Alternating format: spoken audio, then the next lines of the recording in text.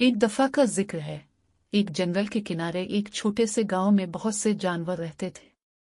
इन जानवरों में एक छोटा सा चूहा भी था जिसका नाम मिनुआ था। मिनुआ चूहा बहुत होशियार और चालाक था, मगर इसे एक चीज से बहुत डर लगता था, और वो थी गांव की खौफनाक बली जिसका नाम शीरा था।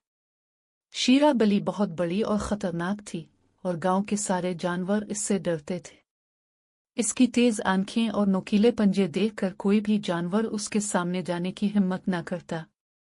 एक दिन गांव के बड़े दरख्त के नीचे एक मीटिंग हुई। सब जानवर एक मसला पर बात कर रहे थे कि शीरा बली कैसे गांव में खौफ फैला रही है और इसे कैसे रोका जाए।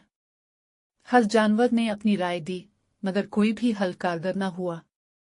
फिर अचानक मिनुआ चूहा खड़ा हुआ और बोला, मैं एक तजवीज देता हूँ। क्यों न हम शीरा बली की गर्दन में एक घंटी बांध दें। जब वो चलेगी, घंटी बजेगी और हम सबको पता चल जाएगा कि वो आ रही है, और हम छप जाएंगे। मगर सवाल ये था कि कौन बली की गर्दन में घंटी बांधेगा। सब खामोश हो गए। कोई भी इतनी हिम्मत नहीं कर रहा था। फिर मिनुआ चूहा बोला, मैं ये काम करूंगा।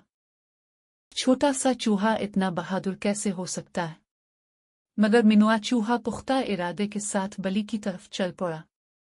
मिनुआ चूहा धीरे धीरे शीरा बली के करीब पहुंचा जो सो रही थी। इसने अपनी छोटी छोटी टांगों से दबे पांव बली के करीब जाकर घंटी उसकी गर्दन में बांध दी। जैसे ही बली जागी, इसके हर कदम पर घंटी बजने लगी। गांव के सारे जानवर खुशी से झूम उठे।